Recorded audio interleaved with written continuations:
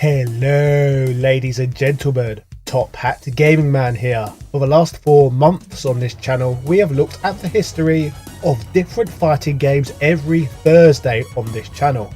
The franchise I have given the most coverage to has of course been Street Fighter, which just makes sense considering how important and iconic the series is amongst the entirety of the gaming community. These Street Fighter games have many relatives within the fighting game genre itself.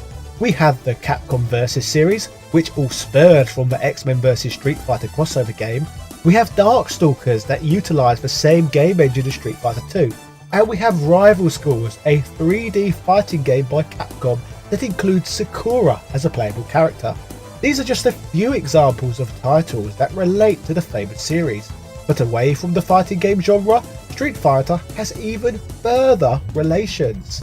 Today we are going to be looking at a game that is considered Street Fighter's cousin, and a game that initially was going to be released under the Street Fighter branding. We shall start today's story off in the 1970s. This is the birth of video games arcade era. And in 1979, one of many Japanese companies begins manufacturing arcade machines of their own, which they liked to refer to as capsule computers. The capsule computer concept would inspire this company's name, and as a result, they would go under the clip compound title of simply Capcom. Throughout the 1980s, Capcom would release a cornucopia of arcade games, which would each see varying levels of success. Each of these games would be both expensive to manufacture and for arcade vendors to procure, as each title would run off its very own unique bespoke arcade board. To fix this issue, Capcom embarked upon a project to produce a system board that could be used to run multiple games, in order to reduce hardware costs and make the system more appealing to arcade operators. In July 1988, this goal would finally become a reality, and the CP system board was born, an arcade board capable of running game software stored on removable ROM cartridges, much like consoles from the home. This board, referred to as the CP System 1 board today, was the very hardware that would go on to house the release of Street Fighter 2, the game that would change the gaming world forever in 1991. But in the 3 years the CP System 1 existed prior to this, there were already 13 other games released for the hardware that had varying levels of success of their own. One of these games was of course Final Fight, the side-scrolling beat-em-up that saw release in 1989, and a game that was at one time set to be the direct sequel to the original Street Fighter game. So how did this come about, you may ask? Well, let's explore this further. Capcom had taken note of the success of Double Dragon 2 The Revenge, a 1988 beat-em-up that had seen success by being the most well-polished game in the emerging genre yet. So basically wanted to make a Double Dragon style game of their very own. By this point, Capcom already had an IP amongst its library that involved street fighting that had some level of name value in the form of Street Fighter, the 1987 title that functioned as the company's first ever competitive fighting game. Whilst the game is mostly criticised today, believe it or not, the first Street Fighter game was both a critical and commercial success, with Tony Thompson of Crash magazine stating, for example, that the title breathes new life into martial arts games, with a huge cabinet, big characters and pads where the harder you press them, the harder your character hits. The game was enjoyed by gamers and journalists alike, despite much of the retconning you may hear about the title today. As a result, Capcom's sales division were crying out for the company to release a Street Fighter sequel. With this in mind, it is no surprise at all that when Capcom developed their own Double Dragon style game, that they would attempt to slap the Street Fighter license to the game to appease their sales team and hopefully in turn improve sales. The game would first appear at a number of arcade trade shows, and would be presented under the name of Street Fighter 89, with promotional artwork illustrating the use of this title. The game's name would swiftly be changed as arcade operators and attendees of these events would complain that the game was nothing like Street Fighter, so with this in mind the game was made to stand on its own 2 feet and rechristened Final Fight. Yeah!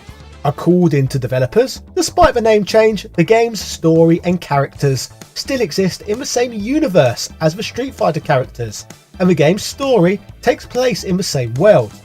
Further from this, developers have gone on record to state that the game's plot was inspired by the film Streets of Fire, a movie where a young woman is kidnapped by a city gang, a trope that also happens to be used in the Double Dragon games. In terms of the game's story, it takes place in a location known as Metro City, which is said to be the most well-known crime capital in the world, which is plagued by dangerous street crimes. This is where the first playable character, Mike Hagar, comes in, a former professional wrestler and street fighter who has been elected as the city's mayor. His main campaign policy was to clean up the crime and violence in this city. Soon after taking office, this handsome, well-groomed man receives a phone call disclosing that his daughter Jessica has been kidnapped. The kidnappers are a group known as the Mad Gear Gang, the most powerful and dominant crime syndicate in the city. They want Hagar to let them do as they please, just like the last mayor of the city did previously. This plot point is where the game's other two playable characters come into play, Cody and Guy. Cody is Jessica's boyfriend, and Guy is Cody's best friend and sparring partner. Cody and Guy both vow to aid Hagar and assist him in saving his daughter from the dangerous criminals. So together, the gentlemen all take part in one huge final fight to save Jessica. Before beginning a playthrough of this game, you have the opportunity to pick between one of the game's three main characters that we have just briefly discussed. In this beat 'em up to 2 players can play the game at a time simultaneously, offering a fun, cooperative experience.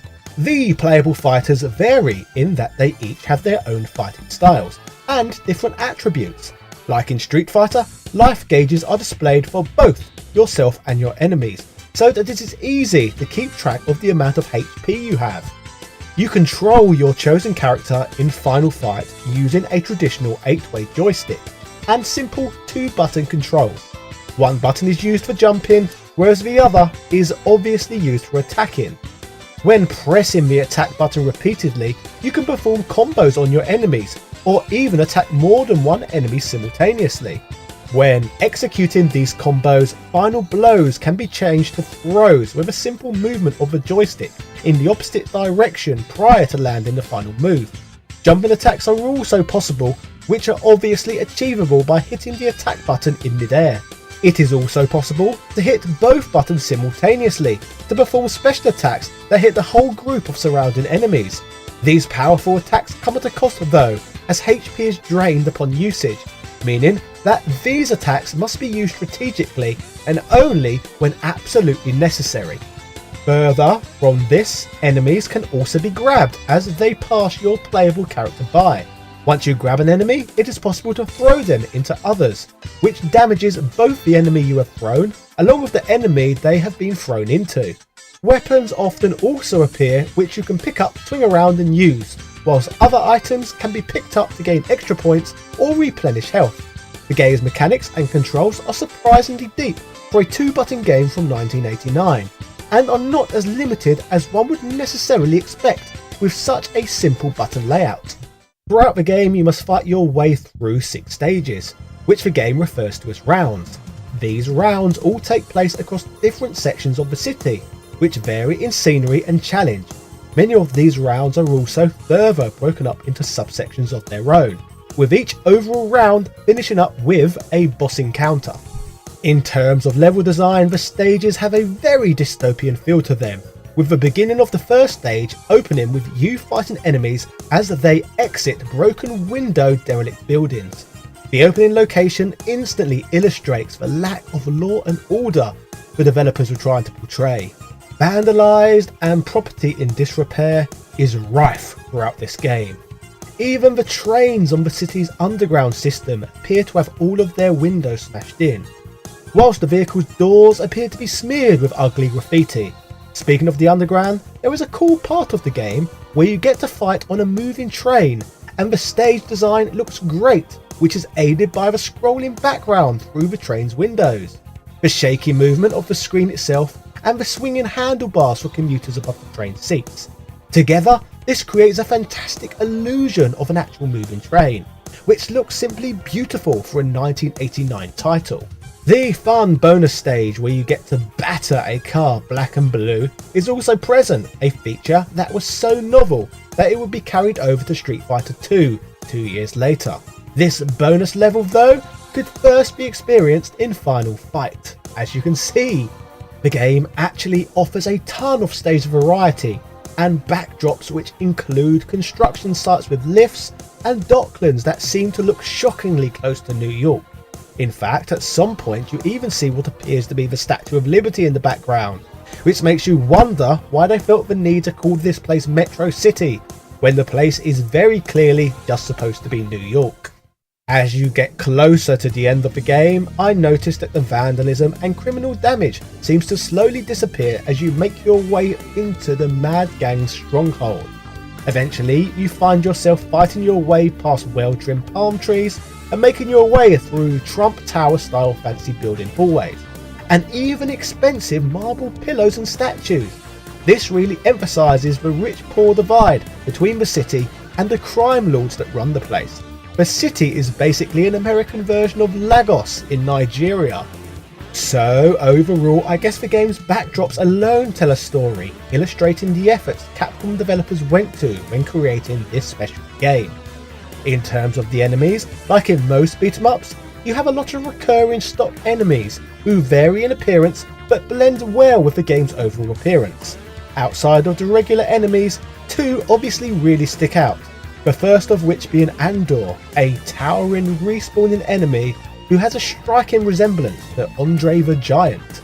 The Andor enemies are said to be one family who worked for the Mad Gear Gang, and one member of the family, Hugo, would go on to become a playable character in Street Fighter III Second Impact, as well as going on to become a recurring character in the series, resurfacing in Ultra Street Fighter 4.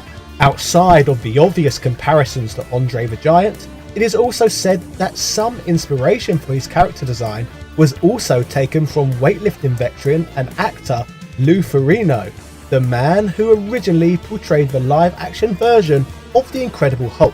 With this said, they should have stuck him in Marvel vs Capcom so he could actually fight the Hulk himself. That would have been fun. But overall, a lot of effort and lore seems to have been put into his character, which makes it no surprise that he keeps popping up today. Another respawning enemy is obviously Poison, who would go on to appear as Hugo's manager in Street Fighter III Second Impact, as well as becoming a playable character in multiple other Street Fighter games down the line. Despite only appearing in Final Fight as a respawning enemy sprite, this handcuff and riding crop wielding character is a controversial one, with a confusing history involving gender politics and censorship, which all began as a loophole that allowed Capcom to depict male characters striking a female one, in a time period where it was deemed simply unacceptable. So developers labelled Poison as transgender as a workaround to make hitting them acceptable. Final Fight designer and Eureka founder Akira Nishitani stated he supposed the character could be male, but added it was up to the viewer to decide. Street Fighter 4 producer Yoshinori Ono, when asked in an interview about the matter, stated, "Let's set the record straight. In North America, Poison is officially post-op transgender, but in Japan, she simply tucks her business away to look female." Either way, this was originally a workaround simply to get around censorship that has slowly developed into a deeper rabbit hole over time. On top of the regular enemies, as mentioned earlier, there are also boss encounters at the end of each stage, each with their own varying attack patterns. Amongst these, there are further characters who would become part of the Street Fighter roster, with two of these being included in the Street Fighter Alpha series. These include Relento. Relento is a muscular, athletic and acrobatic German-American man who is quite very resolved and determined in having to create and establish his own military utopian nation. The other of these is Sodom, who hilariously is positioned as a Japanophile, or weeb as we call them today. Sodom is an American person who is obsessed with Japanese culture and philosophies and thus considers himself a native from that country. Sodom is well versed in many elements of Japan's culture.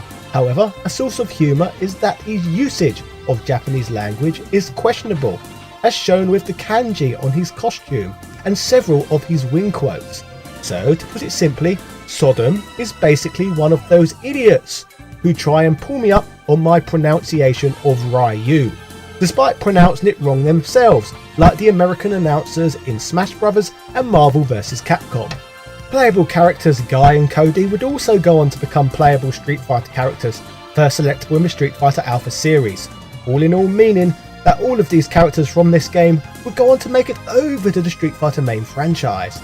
Surprisingly though, Haga, the arguable star of Final Fight, has never made it over as a playable character, but has only appeared in stages in cameo roles at best, which is absolutely shocking to be fair, as he is a lot more interesting and appealing than the likes of Guy, Cody and Relento, who are all very generic to be fair. The original arcade version of this game that would first launch in Japanese arcades in December of 1989 was both a commercial and critical success, with Japanese coin-operated video game magazine Gamist awarding Final Fight Game of the Year status, while simultaneously giving it the title of Best Action Game, placing it number 4 in the Best Video Game Music category, number 9 in Best Graphics, and number 2 in Best Direction. The character Mike Haggart was even displayed on the magazine's front cover. Being a title that was released back in 1989, this was a game that was ported to a huge number of systems, as we were still at a point in time where gaming was not yet dominated by just 1 or 2 home platforms around the world, and different countries favoured different platforms. So let's run through some of these ports. The versions that would appear on the US and British home and microcomputers were made with the European market in mind, with Atari, Commodores, Amigas, Amstrad and Spectrums all still having niches in 1990. These versions were published by US Gold, an English company who mainly published shoddy ports of well-established foreign games at low price points, primarily for the British market. As you can see, due to hardware limitations, most of these titles look little like the original arcade version of the game. However, they each offer their own unique quirks and graphical styles, making each version different from the next, and interesting to compare side by side. Out of all of these, the closest we got was the one on the Amiga, which is to be expected I suppose, with the system being the most powerful of the bunch, but the title still doesn't even seem to have music included on the stages. Speaking of computers, the Japanese Sharp X68000 would receive a port of its own. However, this porting was handled directly by Capcom themselves, offering a great experience as a result. The noticeable changes from the arcade version is the music itself, along with fewer enemies being able to appear on the screen at once, but overall quite a decent port. The Sharp X68000 could be the most underrated gaming platform to have ever existed. Moving on from the home computer versions of the game, I guess it is time to talk about the home console versions of the game, as those will be the ones that most consumers will probably remember, and the ones people would probably be most keen to go back and look at today. The Super Nintendo version of the game would first see release in Japan in 1990. The game would remove the cooperative play option, instantly removing perhaps the game's most alluring feature. Further from this, Guy would be removed too, offering only the choice between Hagar and Cody, cutting the game down even further. The game on 16-bit hardware would continue to be butchered as scene transitions would be removed and only 2 or 3 enemies would be able to appear on the screen at the same time. This would mean enemy placement in the game is vastly different to the arcade version, where 9 to 10 enemies could appear on the screen at the same time. Some stage areas of this game were even completely omitted from this port. Censorship issues with the US and later European version of the game would see the title altered even further, which would result in certain characters such as Sodom, for example, being renamed Katana. This would also include the controversial Poison, who we mentioned earlier in the video, being completely removed from the Western version and replaced with a Mao sprite. Further from this, references to alcohol and God would be removed and all blood splash effects were taken out. All in all, it looked like Capcom worked tirelessly on this one to appease the Bible-thumping, family-friendly image Nintendo of America seemed desperate to continue to uphold. Moving on from this in typical Capcom Street Fighter fashion, the SNES version of this game would later receive an enhanced version. This version of the game would be referred to as Final Fight Guy, which would simply mean that Cody would be replaced in the game with Guy, rather than allowing 3 different selectable characters to be around at the same time, like consumers would have actually wanted. Other new features were added too, such as 4 difficulty settings and new power-ups. After a Japanese release, the game would later arrive in the United States, but suffered from the same censorship issues as the previous installment. All in all, no matter which version of the game you play, this title isn't really close to what the arcade version could offer players at the time. Nearly 4 years after the game's arcade release, a version of Final Fight would arrive on the Sega Mega CD, titled Final Fight CD. This version would be far more impressive than its SNES counterpart that had arrived years earlier. This version of the game would include the option of 2-player cooperative play. It would include the stage areas that were missing in the Nintendo version, and like the arcade version, you could play as all 3 characters, just as intended. This was the closest to arcade we had received yet. The game would even receive some enhanced features, such as new voice acting, an arranged CD version of the soundtrack, and even a new time attack mode. The port had a lot to offer, but still had its limitations, such as a low number of enemies being able to appear on screen at once, and still many of the same censorship issues with the English localization. I guess at least Poison was reinstated in this Western version, despite being edited to wear less revealing clothes.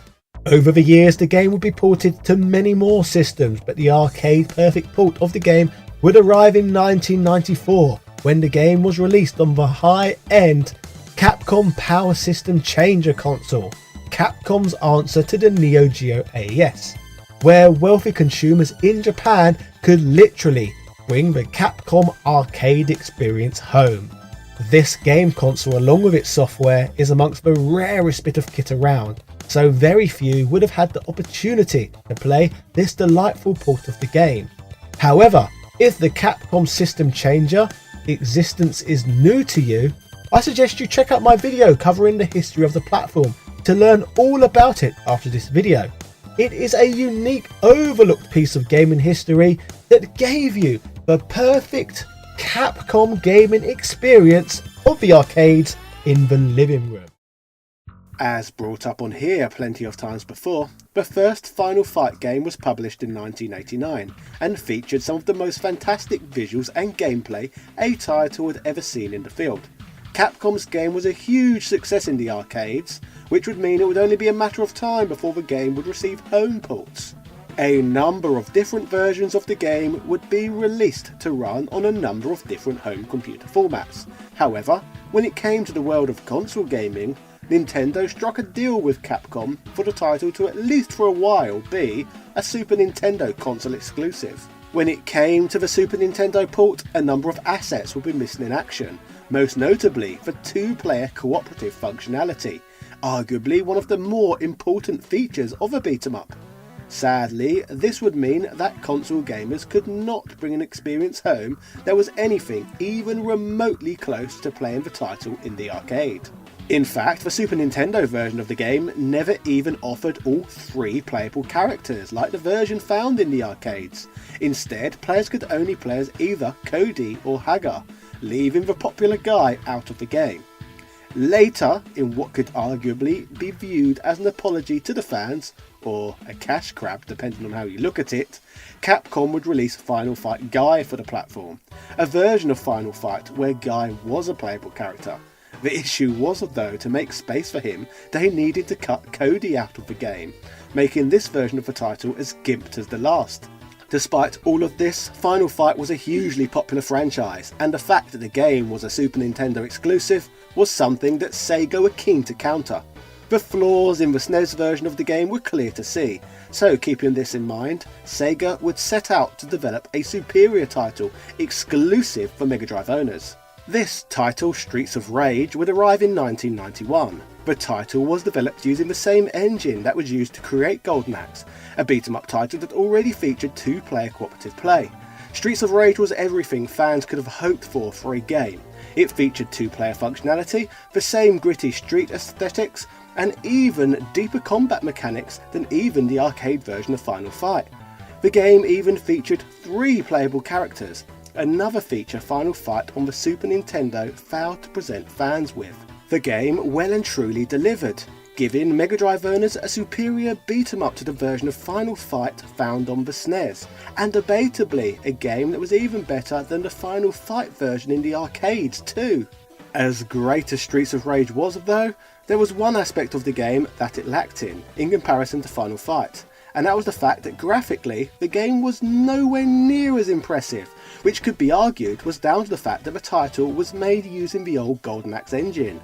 In 1992 though, Sega would rectify this with the release of Streets of Rage 2, one of the most impressive games of the 16-bit era, offering players an arcade-like beat-em-up experience that was arguably even better than what could actually be found in the arcades.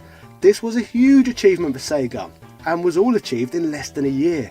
The game was so good, many would still class it today as the greatest Sega game ever made.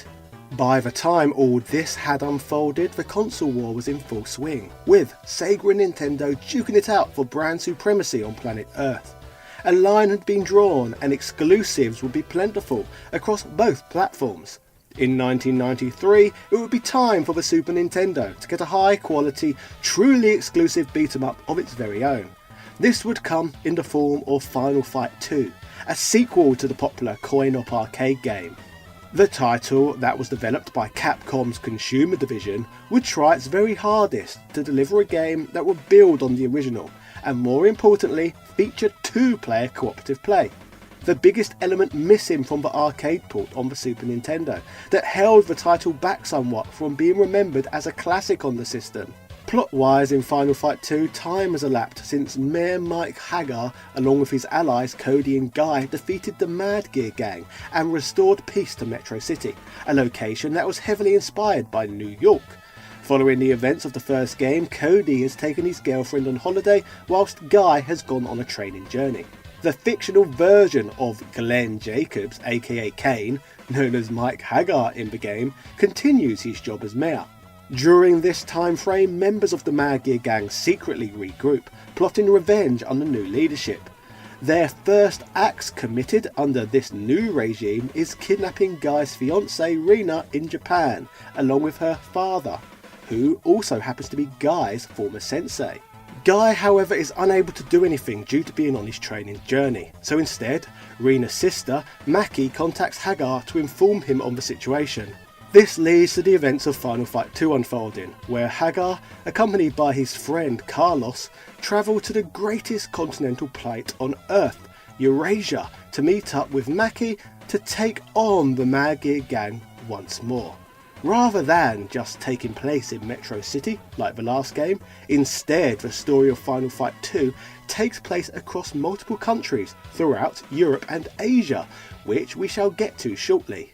Players begin a playthrough on the player select screen, where they can choose from one of 3 of the characters we mentioned earlier.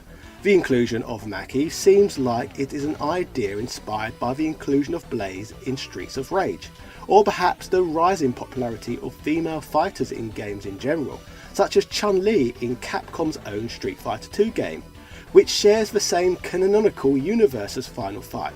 Speaking of this is further backed up in the opening stage, with an animation of Chun-Li eating in the background. The other new character, Carlos, grew up in South America, studying different types of martial arts. He moved to Metro City to finish his studies and stayed with Mike Hagar for a period of time. One assumes his inclusion was partially down to the video game industry significantly growing in that region. It would make sense to include a character from South America, especially considering previously that Japanese developers would regularly place characters from the United States and Europe within their games for the same reasons. In terms of the game's controls, nothing really changes from the first game. The same basic mechanics stand that were introduced back in 1989. It is a basic intuitive control scheme though, so nothing to complain about really. However, the developers would have had the opportunity to do more when you consider that the Super Nintendo controllers featured many more buttons than that of Final Fight cabinets. In terms of each individual stage, let's have a discussion about how this game's levels are designed. The first stage, which is set somewhere in Hong Kong, looks relatively similar to the opening stage found in the original game, in that both stages feature inner city slums. The Hong Kong location makes the Chun-Li appearance make a little more sense though. All sprites in the game appear to be brand new, including Mike Haggar himself. Some enemies appear to be based off of sprites from the previous game, whereas others appear to be completely new for this entry. Speaking of sprites, I am not really sure why they had Andor dress as Hillbilly Jim. He reminds me of a Wyatt family version of Braun Strowman. Further from this, the background features minor touches here and there, including a Capcom sign hanging from a building. In the second portion of the stage, players appear to enter a warehouse. This section of the level has parts where the player's path scrolls downwards rather than simply from side to side, an idea that seems to have been taken straight from Streets of Rage 2. Past this point, the stage continues to a third section taking place on a dock, featuring moored ships in the background. The ship bobs up and down and it appears that the background and ground the player walks on are two independent layers. I still feel though that it looks a bit uninspiring and more effort and parallax scrolling could have been put in. Water that does not seem to move makes little sense to me. A boss fight takes place on this stage against a large mustachioed boss known as Wan, who does not take much effort to dispose of. Between stages, text flashes up on the screen to help explain the story and where the player is headed next, with the next stage taking place in France. The Eiffel Tower looms in the background and the city at least seems to be very accurately depicted as a shithole, which is surprising from a Japanese development team, considering many Japanese tourists visit the area and become afflicted with Paris syndrome, which is basically an extreme shock they go through at discovering that Paris is different from their expectations. So I'm impressed with Capcom's accurate depiction of the city. Maybe one of their developers got Paris syndrome at some point. Later parts of the stage appear to take place in a French airport, which are easy to move around via simply punching and drop kicking your way through fences. I would hope that French customs are a little less lax than this nowadays. The boss fight takes place against a large military man named Elias, who looks like a prototype version of Alex from Street Fighter 3. Disposing of him obviously ends the stage. Next, players get to smash the buggery out of a car in a bonus stage, a feature that was originally included in the first Final Fight game, but is more well remembered for its inclusion within Street Fighter 2. Stage 3 takes place in Holland, which is clearly represented by the windmills placed in the background. The level that takes place in the Dutch countryside is gloomy and depressing, featuring crows that appear to be sat on the barbed wire fences. Players then enter what I imagine is a mill, and you get to use lifts, which add to the level design somewhat. Once outside the mill, the weather seems to have improved, but that does not detract from how gloomy Holland is looking. I've been to Holland and I have to say, it is not quite as depressing as the game makes the place look.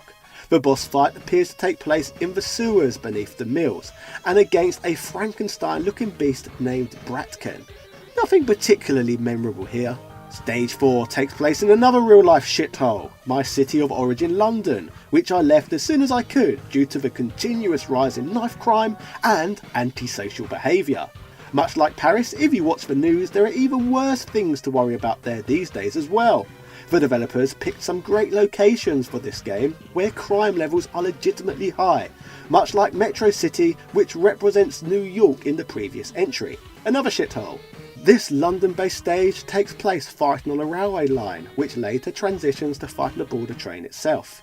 Back in 1993, when this game was released, my grandfather was still a train driver in London, so there was every chance that he could be driving the train on this stage.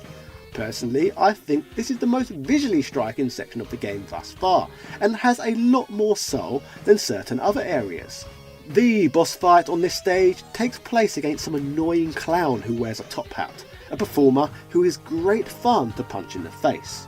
After this stage, players take part in a bonus stage where they smash barrels on either London or Westminster Bridge. Not much to add. We then head to one of the hearts of the crisis, Italy, in an era where the waterways appear to still be densely polluted. Just like the rest of the game, developers have chosen to make everything look as run down and dystopian as possible. There is a lift section of the stage followed up with a boss fight taking place on a balcony. This boss battle is notable as it takes place against Relento, a boss character who was controversially dropped from the original Super Nintendo port of Final Fight. I can't be sure whether his inclusion here was fan service for those who was disappointed that he never appeared in the first game, or laziness to not want to design a new character. The final stage of the game sees players head into Japan for one final throwdown, or should I say, final fight. This rainy stage starts out with players fighting their way through an area with bamboo growing aplenty, or possibly a Japanese knotweed. This stage is the largest and toughest in the game, with more enemies than ever before. Players fight their way through a fortress, through gardens and all sorts of passageways. The fact that the screens in this game can sometimes scroll up and down rather than just left to right really adds to the feel of this stage, as overall it feels bigger and more maze-like, improving the feeling that this is the lair of a final boss. The final boss fight takes place against Ritu. During this fight you can see Rina and her father strung up in the background, thus signalling to the player that the end of the game is near. After defeating Ritu, he falls to his doom like Belga in the first game, and the rescue of Rina and her father is complete. The game closes with Maki being reunited with her family, and Haga breathing a sigh of relief that he has stepped up and saved Guy's loved ones, like Guy had done for him in the previous game. Guy writes a letter to his friends from abroad, thanking them for all they have done, bringing the title to a close. To answer my thoughts now on whether or not that this game is as good as Streets of Rage, I'd put it up there with the first game, but not in the same league as Streets of Rage 2. Whilst the game is not quite as good as arguably Sega's greatest ever title full stop, that does not mean it does not have its own merits. Personally, I do not think that Final Fight 2 is as good as the original arcade version of the game. However, Final Fight 2 is definitely leagues ahead of the first Final Fight game's ports to the Super Nintendo. The game certainly fixes issues that the last game suffered from. This is achieved via the introduction of two-player cooperative play and the choice between 3 different characters. This change really does make all the difference and makes the title feel more like an arcade beat-em-up. Now, I still think I prefer the arcade original version of Final Fight over this entry, and that is for several reasons. Apart from a lack of innovation with the game's controls in general, I think the graphics just don't look as nice in this one. Probably because the CPS1 arcade board has better capabilities than the SNES. But saying that, if Streets of Rage 2 looked as good as it does, there is no reason they could not have made Final Fight 2 look prettier and more polished. After all, Turtles in Time looks great on the Super Nintendo too. Apart from preferring some of the stage design in the previous game, the boss characters and basic enemy sprites are nowhere near as memorable. You can make a strong case for the enemies in the first game being more memorable than the playable characters themselves, which is emphasised further by so many of them now being included as playable fighters within the Street Fighter franchise. Another element in this game that is subpar is the title's music, with nothing particularly as memorable as that of the work as Yuzo Koshiro's Streets of Rage soundtrack. In spite of this, there are improvements in the game over the arcade original.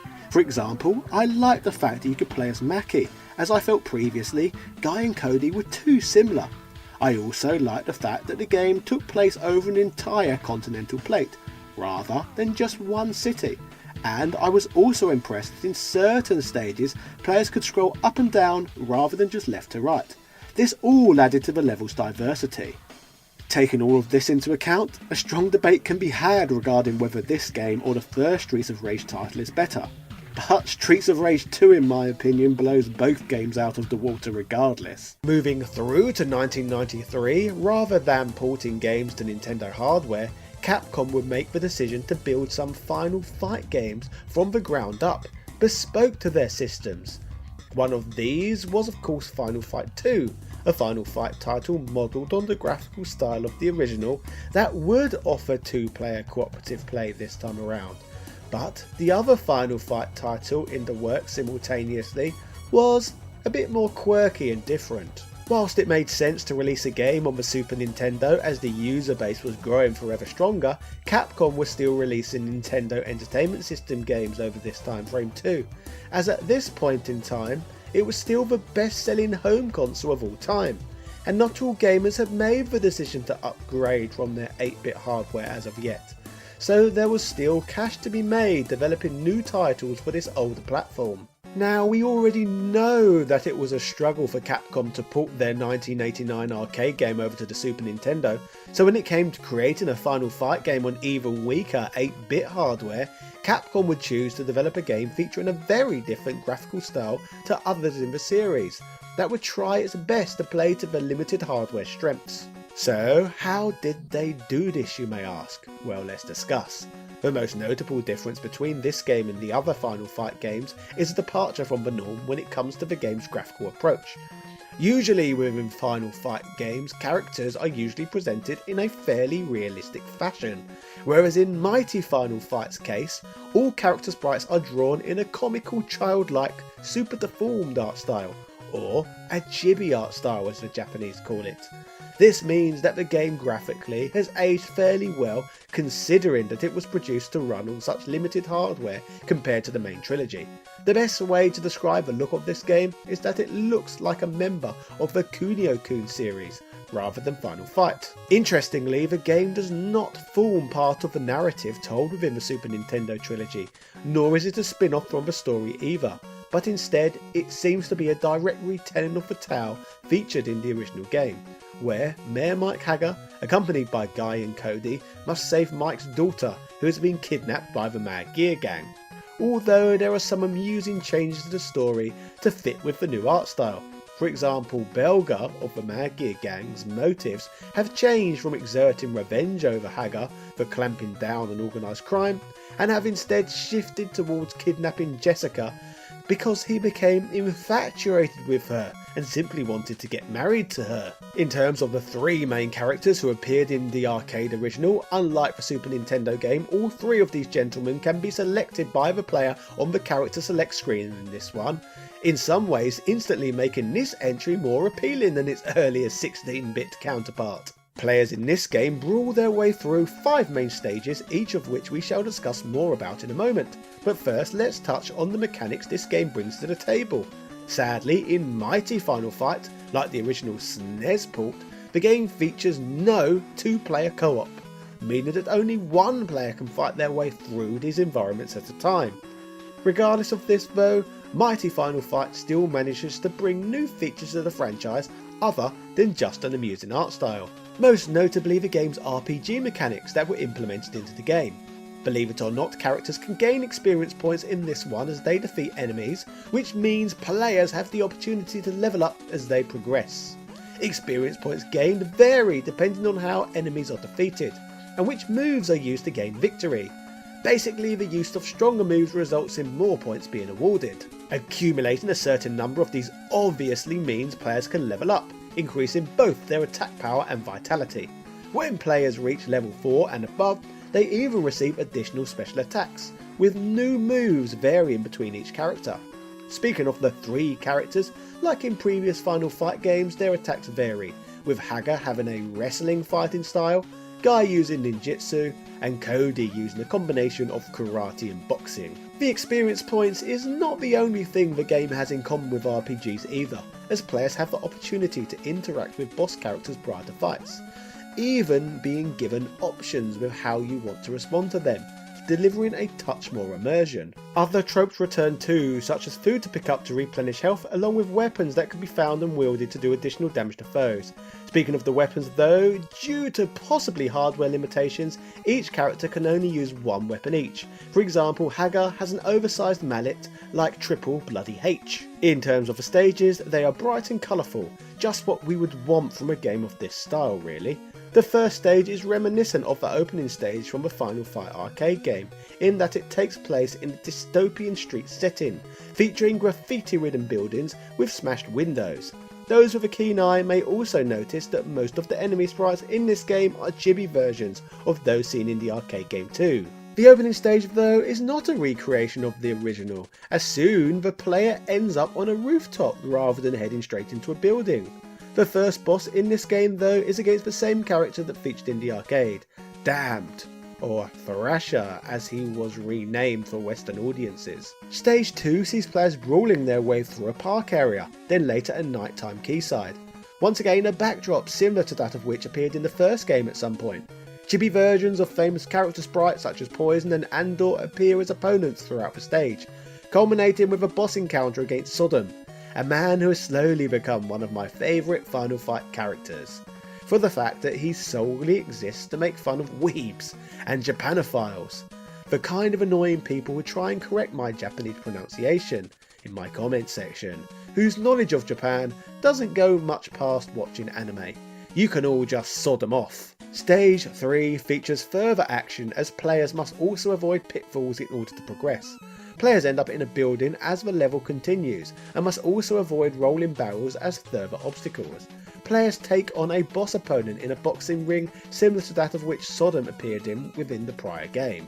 There is then an industrial section to fight through, until eventually making it to a lift part of the stage, because as mentioned on this channel so many times before, it seems illegal to program a beat 'em up without including this exact bit of stage design.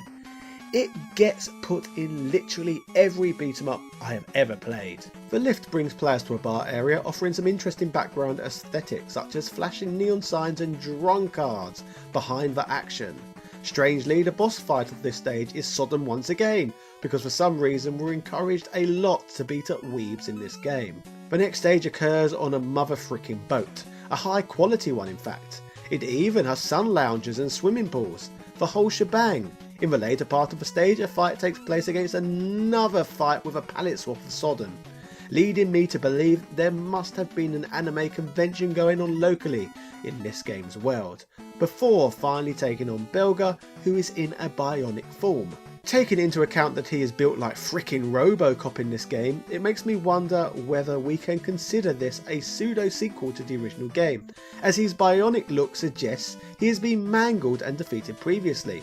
But I will leave it up to you to decide in the comment section whether you think this game is a retelling of the original or a crazy sequel to the first game.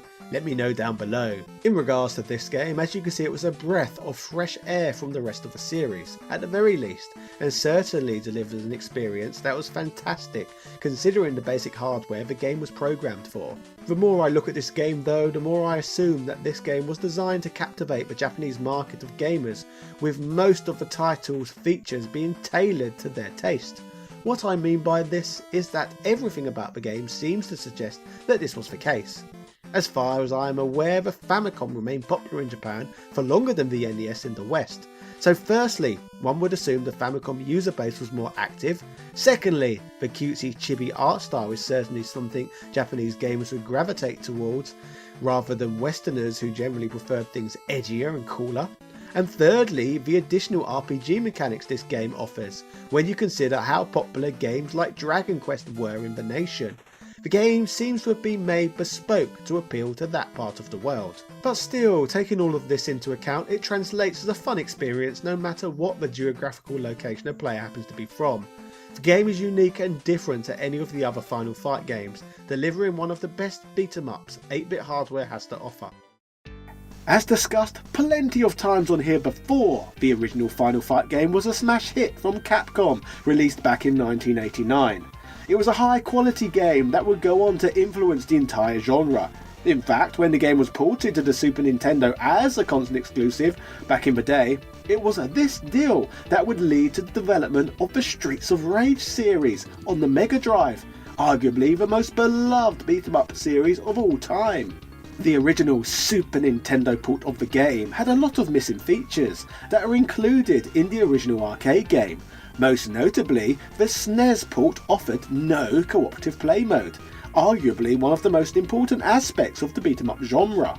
Final Fight 2 would fix this problem, offering 2-player cooperative play and the choice of 3 different playable characters, unlike the first game, which was an arcade game that was ported over to the Super Nintendo. Final Fight 2 was simply a game that was programmed to be a true Super Nintendo exclusive. Despite the cooperative play, many people prefer the original game over the second entry, as for some reason the game appears to be graphically scaled back from that of the original. The only explanation I can perhaps offer for this was that maybe it was a technique that was used to allow for more sprites on the screen at once, as the previous entry in the series lacked more enemies on the screen than its arcade counterpart. So perhaps this was a way of alleviating the problem. So really, there are pros and cons between which of the 2 first Super Nintendo entries is the better game. But what of the third entry in the Super Nintendo trilogy? Final Fight 3, yet another Super Nintendo exclusive. Let's have a look. Final Fight 3 would see release in 1995, 6 years removed from the game's original arcade entry. The game had a new producer for the series at the helm, in the form of Takuro Fujiwara.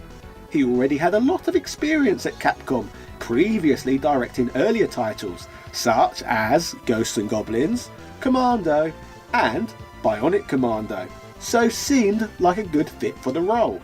The game's story follows the events of the previous games and the annihilation of the Mad Gear Gang. However, a new dominant crime syndicate known as the Skull Cross Gang are beginning to cause problems throughout Metro City. In the opening sequence of the title, it features the return of Guy from the original Final Fight game.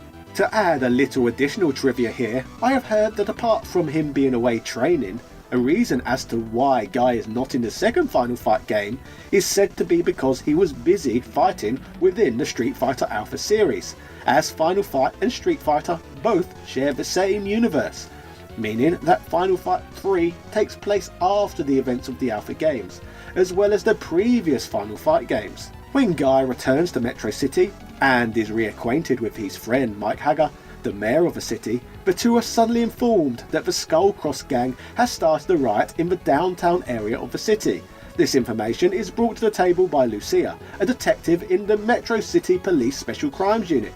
The 3 characters are also joined by Dean, a street fighter and a mysterious man who we shall cover more on shortly. So once again, the cast of heroes in Final Fight are tasked with once again saving the day from a crime menace. Like the previous entry, players can play the game cooperatively with a friend. However, obviously, the player roster lineup has been increased from a selection of 3 characters up to 4. Speaking of cooperative play between these fighters, the game also offers a play mode where the second player is operated by the CPU. Nice! In relation to this game's fighters, they all function slightly different from one another, just like players would have come to expect from a Final Fight game. They all have their own set of moves, techniques and unique abilities. New to the series control scheme, players now have the ability to dash, perform dash attacks and jumping dash attacks, like in many other newer beat-em-ups from the era, such as Capcom's very own Captain Commando for example, a game I am keen to cover on here at some point soon. Grabs and throws are also executable within this entry. In terms of mechanics, players now also have access to special techniques, which are command based, much like super moves from the Street Fighter series. Super Street Fighter 2 Turbo includes the super move gauge, which fills up as players perform attacks, much like the similar system that is featured within Final Fight 3. Thinking about it, it makes a lot of sense considering the 2 games are set in the same universe. Just like in the classic Capcom fighter, in this beat-em-up characters can perform these powerful super moves that deplete the entirety of the gauge. A key difference though in Final Fight is that gauges also deplete automatically after a duration of time if the super moves are not used up, which adds to the game's overall strategy. Like in other Final Fights, which is a really stupid name come to think of it, Players once again have access to weapons, items that restore health, and items that grant bonus points. These can all once again be located inside smashable storage containers. Speaking of the weapons in Final Fight 3, every character has a specific weapon in which they are a master of using, which means they can perform unique combo attacks if they gather the correct one, which adds another layer to this little game. Now, exactly as you would expect, there are a range of stages to play through, each with their very own boss. Another element, though, that separates this game from its predecessors is that stages sometimes feature multiple paths that change areas players will visit, along with obviously enemies and bosses as well. Adding to the game's overall replayability, the game also features different endings depending on which route players take, the difficulty setting and the characters they choose to play as well, giving owners of this game even further reason to continue to play the game. So let's discuss some of the stages that can be found within this Super Nintendo title. The opening stage of the game looks strikingly similar to the opening stage featured in the first Final Fight game. However, I am sure I remember the similar stage looking much more detailed in the game 6 years prior. Upon checking, it appears that I was correct. The level does not look as crisp this time around, despite Final 3 being developed 6 years later. Let's hope this is not a trend when looking at the art style of the whole game, eh? The character sprites and enemy sprites look okay, but much more like Final Fight 2 before this. They are very pixelated looking rather than more crisp like in the original. At the end of this street, which has clearly been ravaged by the riots, players appear to enter what appears to be a prison. Inside the halls of this building, prisoners can be seen in the background peering through their cell doors, and there are holes in the walls illustrating that the gang must have freed many of its members from confinement. Good simple storytelling in the level design here to illustrate the level of chaos in the city. After literally fly kicking a hole in the wall, showing the place to be not as high security as we thought, the characters arrive out in the sunshine once more. More carnage and destruction can be seen in the background. It all very much reminds me of the London riots a few years ago. The boss fight of the area takes place against a huge man dressed as a police officer named Dave. After the level ends, a text scroll on the screen pops up to tell the player that the riot was just a smokescreen to free the prisoners. Obviously, this conclusion was extremely obvious for gamers to see, thanks to the game's level design. However, I guess this text proves that developers insulting players' intelligence is nothing new. I'm looking at you, Pokemon's Game Freak, who seem to assume the player is dumber with each passing installment. More important information though is then given to the player, revealing that Dean's family was murdered by the gang due to being a street fighter who refused to join them, so he is obviously out for revenge as a result. Amusingly, I think the opening part of Stage 2 looks even more like Stage 1 from the original arcade game than the previous stage we looked at, but it quickly mixes things up by introducing some vertical scrolling, a feature that was first introduced into Final Fight 2. Everything continues to look pretty dystopian moving into the next street, in which the player has to defeat a barefooted fatty Boom Boom at the end of the section.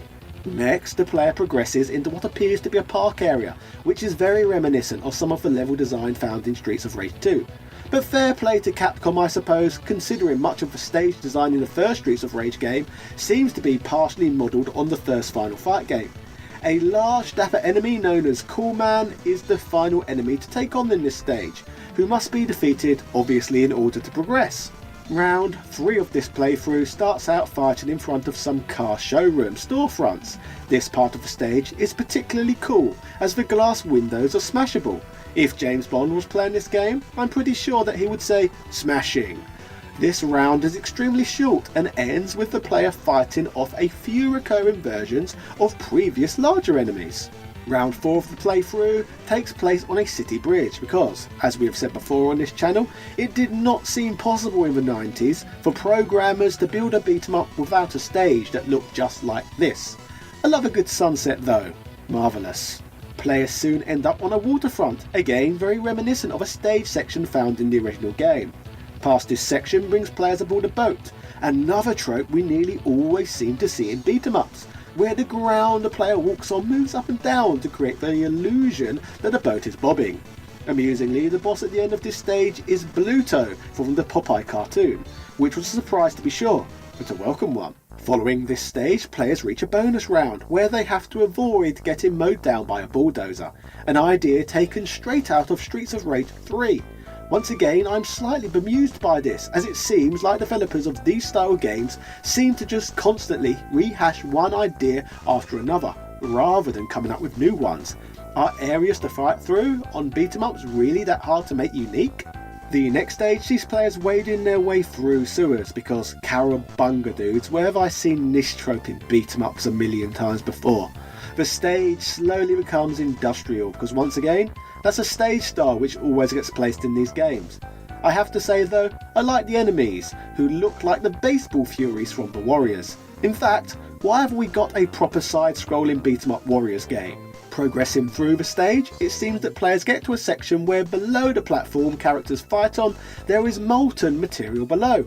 Once again, something we seem to always get in these sort of games. A boss battle takes place against a character called Stray. In regards to something else I would like to point out is that the music does not change in boss fights. Therefore, the sense of impending challenge players receive when playing something like Streets of Rage, for example, is not present here. The final stage of the game is the same style stage that seems to appear in every Final Fight and Streets of Rage game. First, the player walks on a path towards a building, then they must fight their way through a Trump Tower-like premises. You know, all the generic stuff you get on these stages. Control rooms, lift areas, red carpeted hallways with large windows looming in the background, where, as you can guess, there are more challenging enemies in greater numbers than in previous levels in the game. We have seen all of this before elsewhere. There is nothing new to report at all. One thing I will say though, I quite like the final boss section of the area as it takes place next to a helicopter on the tower's roof. I was half expecting to find Mr. X sitting in a throne, so at least there is that. The villain, just named Black, looks like Relento on steroids. Defeating him brings this playthrough to an end. As mentioned earlier in the video, there are various ways for players to play Final Fight, which lead the player to levels that do not appear in each playthrough. To be fair to the game, some of these stages are less generic than some of those featured in this playthrough I've shown, but they are mostly based on old recurring beat 'em up tropes anyway. For example, there is a train stage, there is a stage that takes place in front of crushed cars, a stage in front of luminescent buildings, and a restaurant stage. But ultimately, apart from a few new mechanics, such as the multiple routes, Final Fight 3 is simply not good enough, nor unique enough, in my opinion, for a beat 'em up that came out as late as bloody 1995. This, ladies and gentlemen, was an era where many gamers had moved on to playing titles on the Sega Saturn and Sony PlayStation. Yet here Capcom were releasing a beat 'em up that does not even graphically look as good as Final Fight, what was released in the arcades an entire 6 years earlier. This was a point in time the Streets of Rage trilogy had come and gone. We had seen great console games such as Turtles in Time.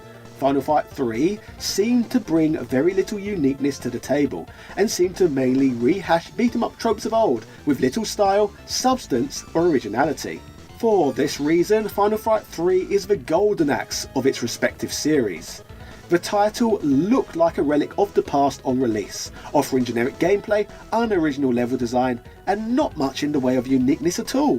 In fact, the Golden Axe 3 comparison is very apt, as this title too had a larger selectable player roster and branching paths, two of the only elements that go in both of these games' favours. So the reason I would imagine not many people have played this one was because it failed to spark imagination on release. It was dated on arrival, and even if players did play this game back in the day, it is far from memorable.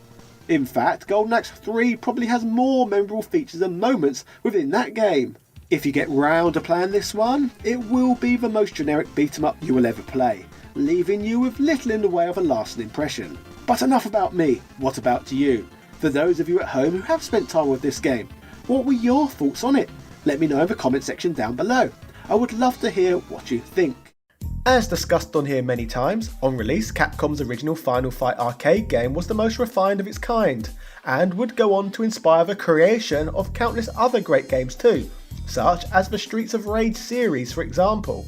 As for Final Fight, the game's sequels would feature as Super Nintendo exclusives, with all 3 entries in the SNES trilogy being decent little games.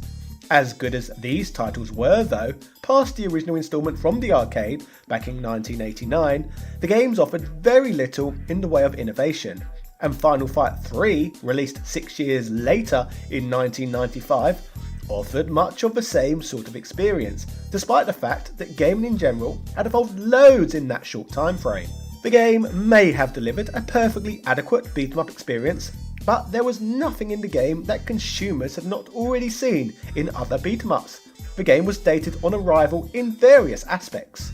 As you all know, the mid-90s was a period where many developers were shifting their focus from the creation of 2D sprite-based games over to titles that featured 3D polygon models instead. This would end up with a lot of varying results, with some projects delivering fantastic results, whereas others would end in complete failure. This was very much a time of experimentation for all involved, with different companies deciding to take different approaches, but the writing was on the wall that the mass consumer market certainly favoured this new form of graphics over traditional 2D sprites. This shift in consumer focus pretty much was the death knell for the entirety of the 2D side-scrolling beat-em-up genre, as converting a similar play experience into a 3D environment seemed to be an extremely challenging affair, with only a few examples of it being achieved with any particular level of finesse. Examples of this include the release of Die Hard Arcade, known as Dynamite Decker in Japan. It is also of note that this game was designed by Makoto Uchida, the same gentleman behind both the original Golden Axe game and the fantastic Revenge of Death Adder we looked at on here a few days ago. Speaking of Sega, they were one of the first companies in general to produce respectable polygon-based games, with Yu Suzuki and Shichi Ishii's Virtua Fighter being delivered as a fantastic fighter that popularised 3D graphics and demonstrated the potential of 3D polygon human characters. Unlike Sega, who in the mid-90s were pioneers in leading the way forward with these new graphical and gameplay styles, Capcom on the other hand were a lot more cautious when it came to changing things up. And more importantly, they neither had the technology nor staff expertise available that would be needed to achieve such feats by just the middle of that decade. One of the creators of Virtua Fighter, Shichi Ishii, through this period of change would leave Sega and join Namco, which would spawn the birth of the Tekken series, resulting in more great fighting games that featured 3D polygon graphics. For Capcom though, their 2D fighting games were still hitting a sweet spot with the hardcore fighting game demographic, with franchises such as Darkstalkers and the Street Fighter Alpha series delivering games with quicker button response times and more accurate hit detection than what was yet to be achieved in the world of polygon-based fighters. Taking Capcom's sprite-based fighters into account, along with all the new polygon-based fighters too, fighting games were more popular than ever, and when you consider that the beat-em-up genre seemed mostly dead in the water, it just seemed like a natural transition to change Final Fight from a beat-em-up franchise into a fighting game one. Besides, its cousin Street Fighter is arguably the most successful fighting game franchise of all time anyway, so it just makes sense considering the stories of the games exist in the same canon, and that Final Fight spent a period known as Street Fighter 89 previously. It almost seems like the game's birthright was to become a fighting game. So when you consider the Final Fight series has always been linked to fighting games, and that the franchise is owned by Capcom, one of the godfathers of fighters, you would expect something fairly special. Sadly though, this was far from the case. So now we have seen how we got to Final Fight Revenge, let's begin to look at how it all went wrong. Now we have mentioned earlier that Capcom had rather wisely chosen to focus on 2D sprite-based fighters, as that is what the company already had major expertise in. However, this would not mean they would not experiment with polygon-based fighters alongside it all. In 1996, the company delivered Star Gladiator under the design leadership of Akira Yasuda, a man who played a key role in the design of Street Fighter 2. The game is not too bad, but does suffer from featuring low frame rates. Akira would leave Capcom and fund his own development house, Eureka, who Capcom would entrust with producing the Street Fighter EX series, which again was not bad for its time. By 1997-1998, Capcom had managed to further refine their skills when creating such games, resulting in very decent efforts, such as the sequel to Star Gladiator, known as Plasma Sword, and of course the excellent fighter that featured tag team mechanics, known as Rival Schools. The company were coming along leaps and bounds in the 3D polygon fighting genre. So by the time we got ourselves to 1999, producing a 3D fighting game featuring the cast of Final Fight just made perfect logical sense. Final Fight Revenge was a collaborative project that was worked on across various divisions of the company, i.e. the game was designed over in Japan, but all the programming of the title was performed in the United States of America. The game's lead designer was Tetsuya Legima, who had experienced working on countless huge games such as X-Men vs Street Fighter, Alien vs Predator, and Darkstalkers 3, just to name a few of his accolades. The American programming division, known as Capcom Digital at the time, was a new entity, so let's finally discuss what this all came of. Whilst Final Fight Revenge may look like a game from 1994, believe it or not, these graphics existed in a game that was released as late as 1999. Yes, that is right, Capcom would release this game the same year that Virtua Fighter co-creator Yu Suzuki would finish and release Shenmue. However, putting out games that look like this was apparently also acceptable that year too. But as we know, games are not just about the graphics, so let's see if this game has some substance under its severe lack of style. The game was first released and developed to run on an STV arcade board, with STV standing for Sega Titan Video. Despite this game first seeing light of day in 1999, the STV is an old arcade hardware board first released back in 1994, which I guess kind of explains why the graphics look like they are from 1994. The STV board is to the Sega Saturn what the Sony ZM board was to the PlayStation. Hardware that was near identical to the Saturn, so that arcade games could be developed that could be ported easily to the Sega home console at a later date. When it comes to the Titan Video, I think at least the naming of this technology deserves some credit, considering that Titan is a moon of Saturn, which is a nice little touch. So we have a dated looking game, created to run on dated arcade hardware. But still, this is a Capcom fighting game with a trilogy of 3 successful games to pick and choose influence from, so at least the characters' natural fighting mechanics should be passable, right? Well, let's dig a little deeper. Whilst there were 3 different Final Fight games released on the Super Nintendo, each with their own varying lineup of playable characters and enemies to defeat, Final Fight Revenge decides to throw most of the assets they could draw upon completely out of the window, and instead presents players with a roster of fighters who only featured in the original game released an entire decade prior, back in 1989. By 1999, we were now in an era where many fighting games presented players with huge playable rosters, with many games topping 30 characters each. Final Fight Revenge, on the other hand, lets players pick from just 10. A smaller lineup to choose from than even the likes of Street Fighter II Champions Edition, released by the same company as early as 1992. Redeemably at least, many of these fighters are memorable characters, such as the 3 who starred in the first game, Guy, Cody and Hagar, and some memorable bosses and enemy sprites such as Sodom, Poison, Andor and Relento also appear. Further to this we have Damno, Elgato and Eddie E, none of which are as memorable in my opinion, but that could also be down to the fact that these have not reoccurred as characters as much in future media.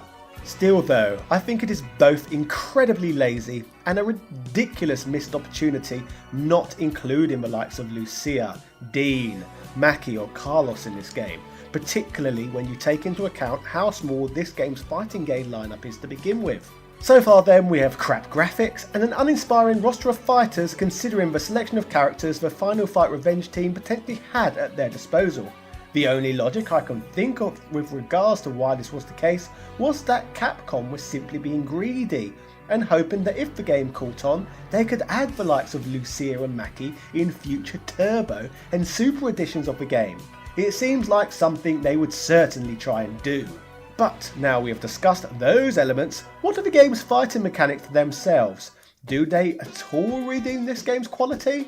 Controlling the fighters in this game, much like most arcade fighters, takes advantage of an 8-directional joystick which can be used in unison with a range of buttons to perform a range of attacks. Unlike many fighters that have 4 button layouts, units for Final Fight Revenge take advantage of a 5th button known as the special button. This special button allows players to sidestep into the foreground and background to avoid attacks, which at least brings some diversity to this game. More importantly, this button allows players to do possibly the most Final Fighty thing this game has to offer, in that it allows players to pick up items to use as weapons or to consume them to replenish health. Much like Final Fight of old, these items are found in crates, bringing another throwback to the table. It is worth adding that some of these weapons are just ridiculous, considering the low amount of damage they do, such as you can use the likes of flamethrowers and machine guns to just chip away tiny amounts of your opponent's HP. In another feature relating to these weapons, players can store up to 3 in their inventory simultaneously and switch between them, which is at least proof that the development team were at least trying at points to present players with something new. In terms of more basic fighting game mechanics, each character has unique grappling moves as well as command-based super moves, which, like in many Capcom fighting games, can be performed after filling up a super gauge, a feature that was actually also implemented into Final Fight 3, so maybe they did take a pinch of inspiration from that game, but I'm very doubtful. Now, speaking of these super moves, as you can see, some of them are just plain ridiculous and feel like they would fit better in a fighting game if it were based off of Streets of Rage rather than Final Fight. On the bright side though, I guess they contribute a layer of charm to a game that severely needs it. In a single player playthrough of the game, players must defeat 6 opponents in a row, followed up with a fight against a zombie version of Belger, the final boss from the original game. I find it amusing that Capcom cared enough about the canon to make this guy a zombie. It kinda reminds me when players have to face off against Chef in South Park: The Stick of Truth. At least the game acknowledges how ridiculous this is, as after each character's specific ending, the credits roll featuring Belger performing Michael Jackson's Thriller dance, so the game seems kind of self-aware in regards to the level of nonsense it delivers. Being a Sega Titan video game, the game did eventually make it home to the Sega Saturn, in the year 2000. But only in Japan, because obviously by that year, Japan were the only country the Sega Saturn still had a market in. In fact, some sources report that this was the last ever game to see a release on the platform full stop. The game would receive mostly negative reviews from journalists on release due to the game's poor abysmal graphics, shallow character roster, and uninteresting fighting mechanics, all in all leading to the lowest point in Final Fight history at that point in time. I guess for the characters of the series, at least many of them were still making a splash in the Street Fighter series, so the franchise's legacy lived on. As for Final Fight games, Capcom Digital would soon be restructured and renamed Capcom Studio 8, whom would eventually get another crack at releasing the next installment in the series, Final Fight Streetwise, on the Sony PlayStation 2. But that's a whole story for another time, which I look forward to talking to you about. Wow. As for Final Fight Revenge, since the game was a Sega Saturn home exclusive that came out right at the end of the system's life cycle but only in Japan, not many people out there have been unfortunate enough to bother playing this one. But as a result of its scarcity, physical copies of this game today fetch a significant bounty, due to many mad collectors who want to get their filthy little hands on this game. But lucky for Capcom at least, many people don't even seem to notice this game exists. When away from home on my travels, handheld gaming devices have always played a large part in my life. Gaming on the go traditionally has always offered a very different experience to what we had in the living room, due to developers often having to work around technical limitations in order to deliver the best results possible. The 8-bit Game Boy for many years was the world's most popular handheld, leading to crazy ambitious efforts such as the porting of Killer Instinct to the humble platform. Years later though, Nintendo would finally give players a bit more power, with the release of the 32-bit Game Boy Advance, or even better, one of my favourite devices of all time, the Game Boy Advance SP. A beautiful flip screen handheld that features a front light and a long lasting rechargeable battery. The GBA line with its additional power offered a whole range of new possibilities for developers, which meant not only would we gain the opportunity to play many of our favourite 16-bit titles on the move for the first time, but in many cases developers would even make the effort to reimagine old titles and attempt to make them even better for the modern era. Such as Super Street Fighter 2 Turbo Revival, for example, a game we looked at on here in the past, which is a port of the classic made bespoke for the handheld hardware. That included a range of new features, including stages from the Street Fighter Alpha series. Even Nintendo used to put a lot of efforts into their ports, with the Super Mario Advance series games all offering bells and whistles that were absent from the original versions. There was a lot of reasons to play these gems, away from simply gaining the ability to play these games on the go for the first time. Back then, there was a lot of benefits to buying these games. It was not like nowadays when companies lazily just re-release old games from 20 years ago and expect customers to just buy them again anyway. Care and effort used to be put in, so short release windows were not necessary to make customers panic buy products twice. The era of the Game Boy Advance was a glorious period where you did not need to be an indoctrinated, corporately brainwashed fanboy to appreciate these re-releases, as in the majority of cases, these old 16-bit era games were a lot more layered than simply lazy straight ports. Out of the many classic games that would receive an updated port on the hardware, Final Fight would be among the games that would be revisited and heavily changed for the handheld system. Notoriously, the original Final Fight arcade game had already been ported to Nintendo hardware before, when the game featured as an early release for the Super Nintendo.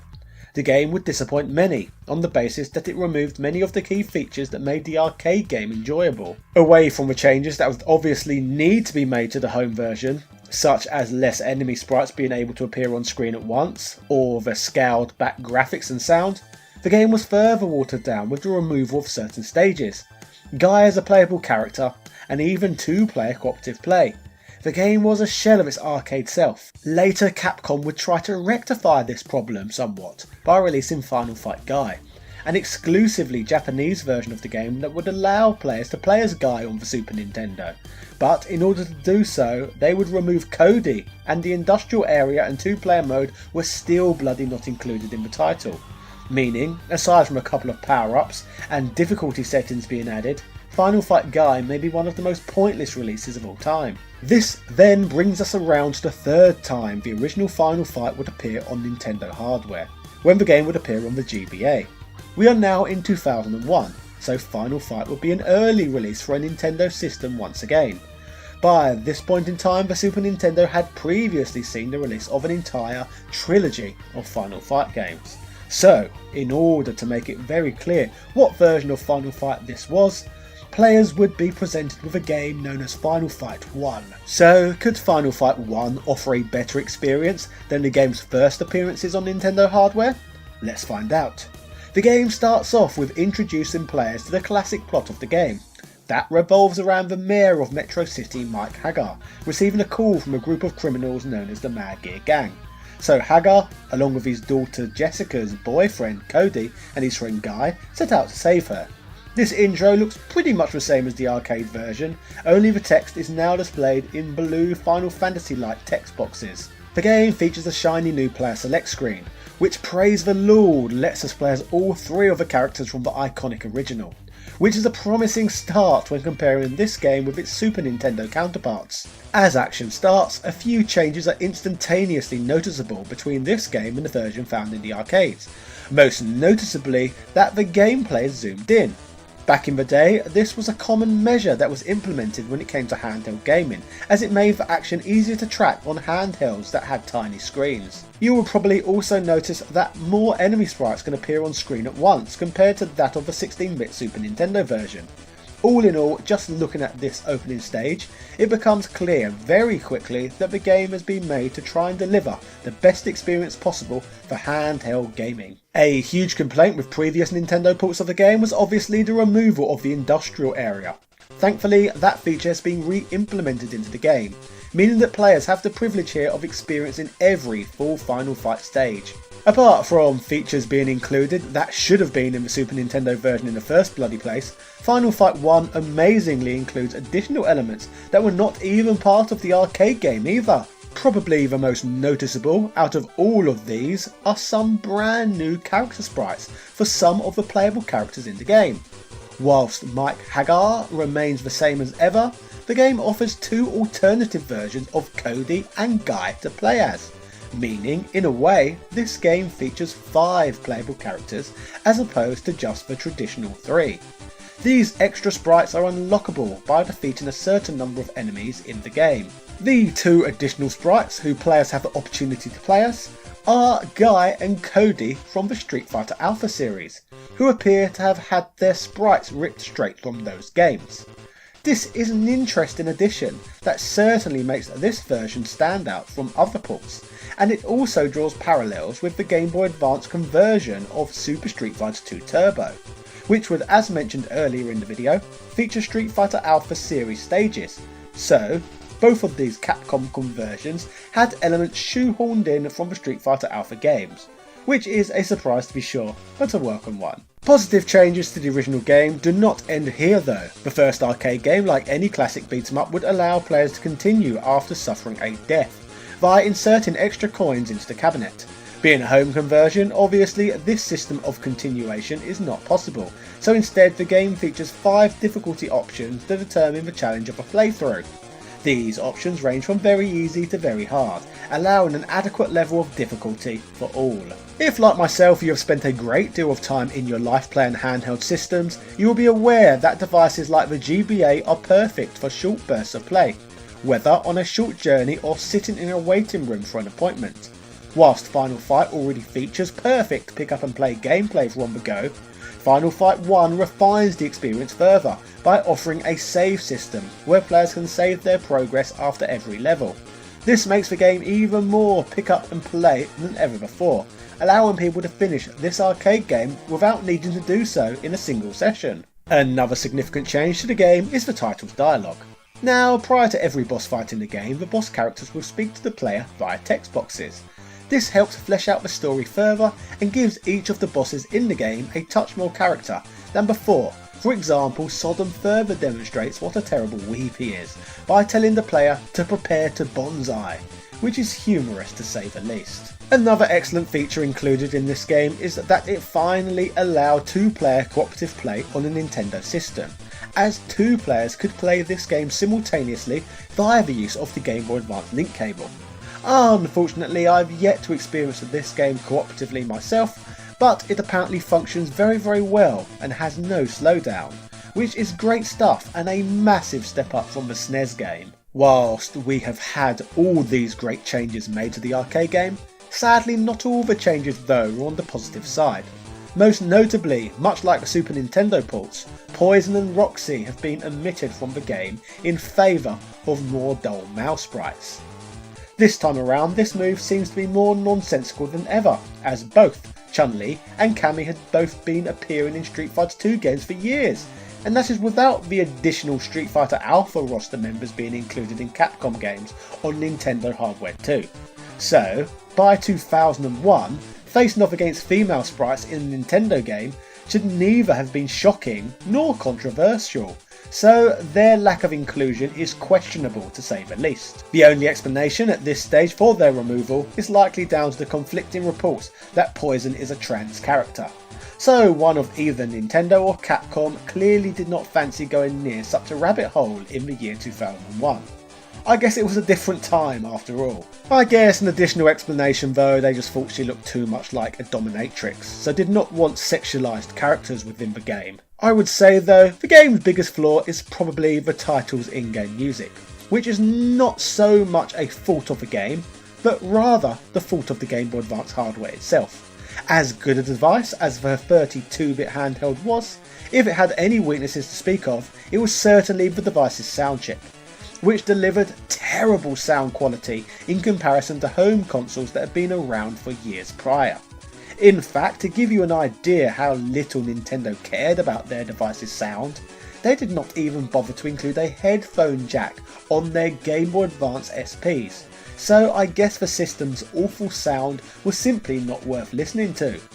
With regards to Final Fight 1 though, despite a few annoyances, I don't think they could have possibly done a better job with this one than what was brought to the table. GameSpot would cover the release of this conversion, summarising that the great thing about Final Fight is that it's a timeless game. Whether it's your first time through the game or your 700th, shoulder tossing one punk into a group of his oncoming friends remains a thrilling experience. Final Fight represents straightforward arcade brawling at its absolute best. That the entire arcade game now fits in your pocket is quite frankly insane. IGN would appreciate the game too, stating, "It's hard to not like Final Fight 1 on the Game Boy Advance. The game is a classic with challenging gameplay and a real energetic feel throughout the adventure. It's not an entirely deep game, but it's very satisfying from start to finish, and the addition of the battery means that if, by some odd twist of gaming taste, you grow tired of the repetitive nature, you can just switch it off to take a break, knowing full well that you'll pop right back at the start of the level you left.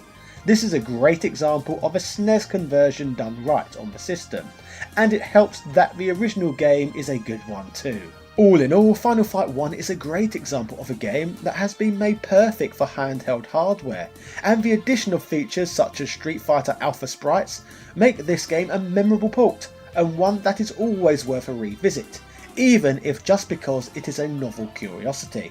Final Fight 1 is certainly a lot better than what Super Nintendo owners were treated to, so it's still worth your time. Final Fight, Final Fight, Final Fight. A game that is still regularly talked about by many today due to its fun gameplay and memorable characters. By this point in time, Cody, Guy and Mike Haggar are widely considered video game legends, and their romp through Metro City is an experience I choose to go back to time and time again. The game would spawn multiple beat-em-up sequels, however Capcom would eventually change direction as the genre itself began to wane in popularity over time. Despite this, Guy and Cody would find a new appreciation as playable characters within the Street Fighter Alpha series, adding the two warriors to Street Fighter's colourful roster of characters. Considering just how popular the fighting game genre was, the next logical step for Final Fight seemed to be transitioning the franchise from a beat-em-up to a fighting game one, a decision in some ways that was quite ironic, bearing in mind that the first Final Fight game was test marketed as Street Fighter 89, with arcade vendors putting forward the opinion that the name was unsuitable, as the game was too different to the original 1987 Street Fighter. But I guess who cares, every other franchise such as Turtles and Double Dragon were being turned into Street Fighter-like fighting games, so why not Final Fight as well? Bizarrely, this ugly fighting game known as Final Fight Revenge would not show up in the arcades until 1999, and would not arrive in homes until the year 2000, looking extremely dated in comparison to titles available on other hardware. This abomination was developed by Capcom USA, a California-based Capcom subsidiary that would later change its name to Capcom Studio 8. Rather amusingly, despite being the first American-developed Final Fight game, Revenge was not released in the USA, due to the fact the game was developed to ultimately see a home release on just the Sega Saturn, a console that by the time the game was ready for release had been completely phased out in the West, due to the Saturn having such low sales numbers outside of its home country. This American game would remain a Japan-only exclusive. As for the American division of Capcom who created this game, past this point they would develop a game known as Maximo in 2001, a 3D hack-and-slash platforming video game directed by David Siller, the producer of the original Crash Bandicoot title. For those who have never tried Maximo, it is a decent game that would receive favourable reviews, and most interestingly of all, it is a game that is set in the same universe as Ghosts and Goblins, which was made slightly more obvious in the US market due to the game being released as Maximo Ghosts to Glory. In 2003, a sequel was released of this game known as Maximo vs Army of Zin, which would feature similar gameplay and also receive very decent reviews. Maximo was a success for the Americans working for a Capcom subsidiary. Along with finding a level of success creating games that expanded the Ghosts and Goblins universe, Studio 8 were tasked with creating the next installment in the Final Fight series.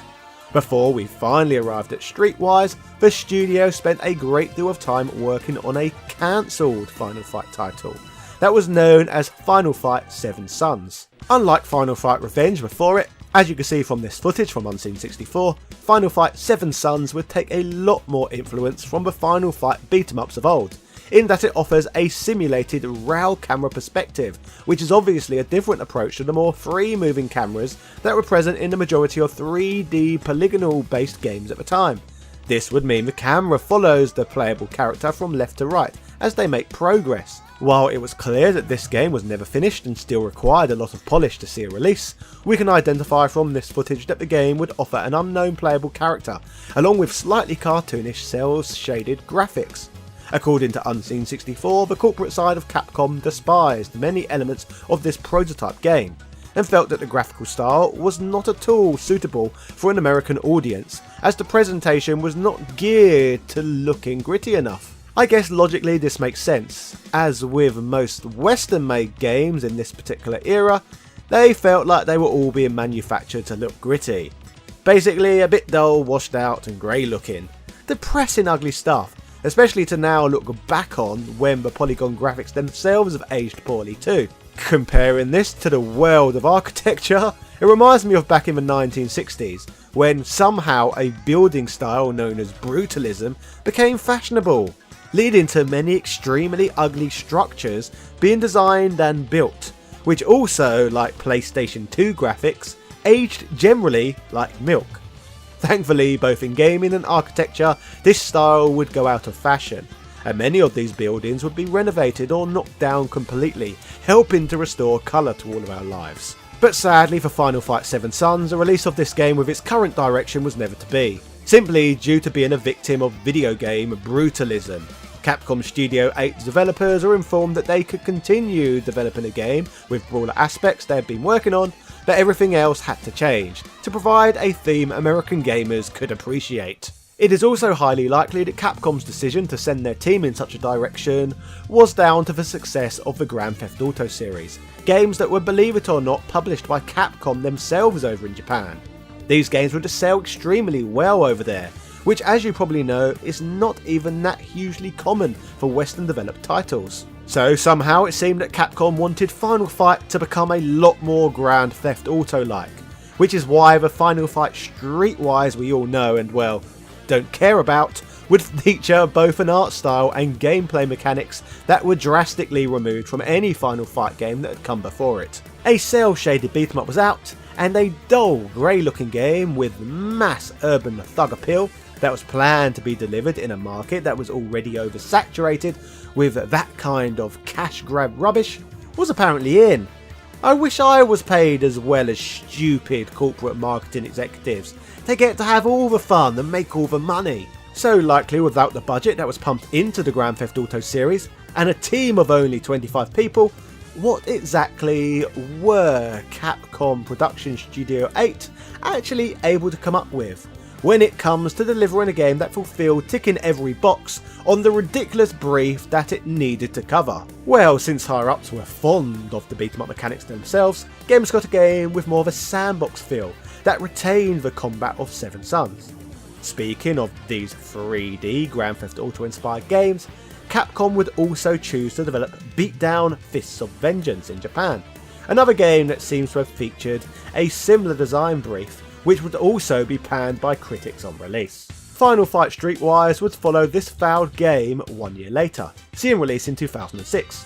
Rather than playing as one of the established cast members from the Final Fight universe, this time gamers take control of Kyle Travers, the younger brother of Cody, who obviously featured as a key character previously in the series. To be fair to the game, artistically it does at times try a little more than simply imitating Grand Theft Auto. In fact, the game's opening scene, which sees Kyle amidst a bare-knuckle prize fight being managed by Cody, the whole thing is reminiscent of Guy Ritchie's British gangster movie Snatch, with both the editing of the scene and Travers' inner monologue voiceover providing narration as to who all the other characters in this opening cutscene are, even acknowledging Cody's legendary past. I love the movie Snatch, so I adore this scene, which then leads to a one-on-one fight allowing players to get to grips with this game's beat-em-up mechanics. As for the story of Final Fight Streetwise, Cody ends up getting captured and the game follows Kyle as he roams the gritty streets of Metro City, doing detective work in a quest to rescue his beloved brother. The game seems to follow events that were established within the Street Fighter Alpha series, as Cody is an ex-convict who chooses to still wear his orange shirt from his time in prison. In perhaps the grittiest, edgiest story in Final Fight history ever, Cody has gotten him way over his head this time, becoming involved with a new drug that has appeared on the market known as Glow, an addictive substance that makes light shoot out of the user's eyes, giving them superhuman strength. Kyle must do everything possible to locate his missing sibling and help him get out of this mess.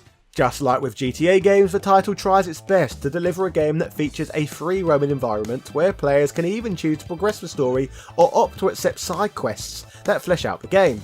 Across the game, a lot of ridiculous stuff occurs, such as in the early stages where gamers take part in using beat-em-up mechanics to exterminate all of the cockroaches in a restaurant, or the most bare-bones minigame ever imaginable, such as slide puzzles that players can endure. Between the game's many story missions like Grand Theft Auto, there are tons of cutscenes that break up the action and help progress the story. As one would expect, the game carries itself like a 13-year-old boy, trying to appear as cool in school as possible, taking every minute to insert as many swear words as possible, along with other vulgarities that seem to be placed in the game, driven by the orders of let's make a game that appeals to the core American audience. In terms of beat-em-up mechanics, probably the best thing about this ridiculous game, none of it is anything spectacular, but it is functioning with points in the game where players must dispose of multiple enemies at once, paired at times where the gamer must dispose of bosses who can apply a little bit more strategy in their combat. Speaking of moves, combos can be purchased in the game in order to build on Kyle's arsenal. Once again, like Grand Theft Auto, players do not even need to know how to navigate around this ugly mess of a city themselves, as following a huge bright arrow can lead players from point A to B in order to avoid getting lost. In some ways, playing this game as Kyle is the video game equivalent to watching Star Wars The Force Awakens, as while the lead character for the game is a new one, throughout the story he eventually encounters many of the old favourites, allowing players to learn about what happened to each of them post the events of the original games. This of course includes Mayor Mike Hager, who now lives a quiet life out of the spotlight, now running his own shipyard and gym, with most of the people of Metro City forgetting he ever was the mayor. Mike's role in the game is training Kyle in his gym and informing him where he can find Guy. With regards to redesigning of characters such as Guy for a more gritty, realistic environment, according to the game's concept artist Trent Canugia, he mentions it was tough redesigning classic characters for such a game.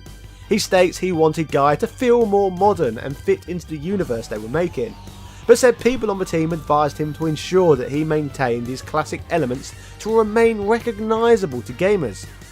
But simply putting him in normal clothes rather than more anime looking outfits was a big part of how he would change things up, to give the game that realistic image they wanted. There are also some cool cameos here and there, such as Cammy appearing in the game from the Street Fighter series, who can be competed against in an underground pit fight. The game's artist also mentions that he drew a concept image of Cammy for her to appear in another cancelled Capcom game, which was set to be a Cammy first-person shooter. So that's another bit of obscure trivia relating to this crazy game.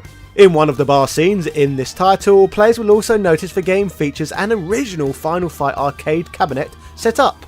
And one of the saving graces of this title is that generously, Capcom offered the entire original game as an unlockable feature within Streetwise, which is a lovely little bonus feature, and far more generous than what most publishers would do with their games today.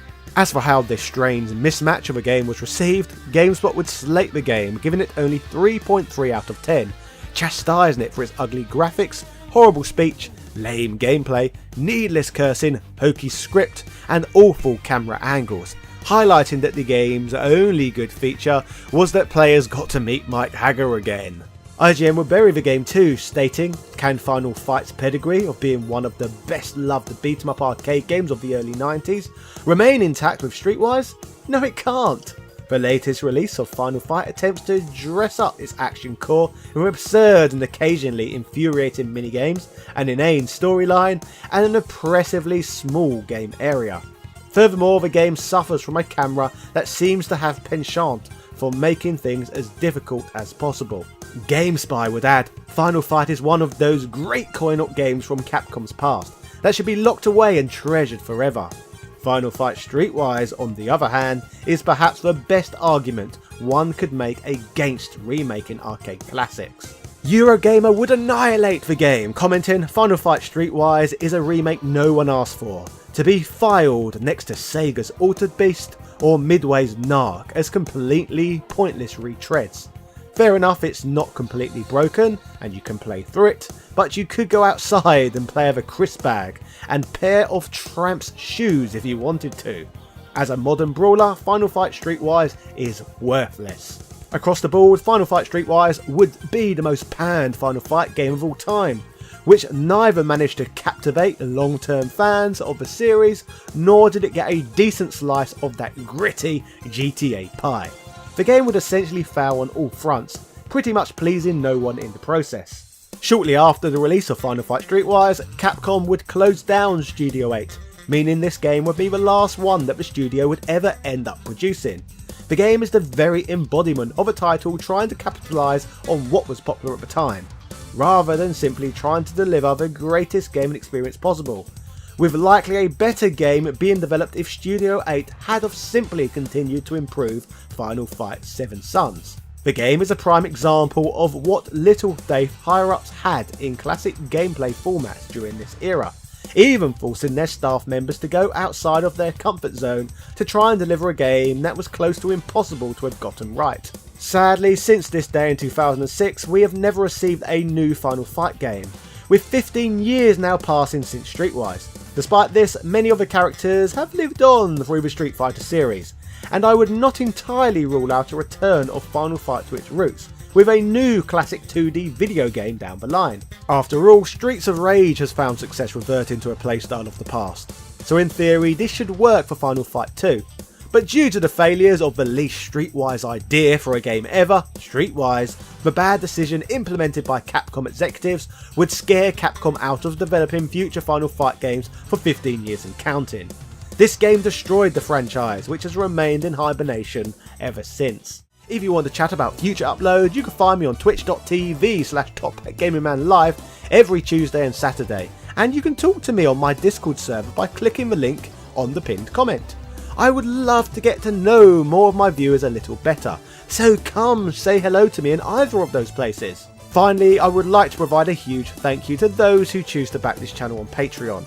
You make working full time on YouTube more easily achievable. So with that said, special shout outs go out to Sebastian Velez, A Murder of Crows, Carl Johnson, Heyo, Paulo Lopez, Nostalgia Collector, Ben Harradine, Corey Marsh Sr., Capcom vs SNK, BXL Gotham, Rowan Dinch, Evan Balder, Philip Mampf, Azrael Rowakai, Keith Ferguson, Jopkin Varela, Michael Cullix, Ego, Jordan Durant, Angel Light 85, Ian Boyle, Nick Daniels, Princess Zarnig, Daniel Daly, Computer Man, House of the Ted, Gary Pinkett, EC Professor, Kid Anime, Justin Wang, Aaron McNamara, Hermes Gonzalez, Instant Gratification Monkey, Man Shovel, James Bishop, JB, Michael Hall, Wesley Sanghi, Fellatio, Langston Miller, Noob, Brian Barry, Sarah Powell, Vlaming Renee, Marvin Liga, Chris Cool, TOG Driver, Adrian Hannington, Bernard NG, Richard Stu Stewart, Dan Dammit, Lewis Viant, John Bates, David Bowell, Chris Fisk, Mike Bruno, Rick67, Antonio Rodriguez, Craig Jenkins, Retroverse.com, Casey Wright, Synth Spaces, Zai, Andrew Bazansky, Alex Summers, Gunther Hendricks, and everybody else who backs me on Patreon.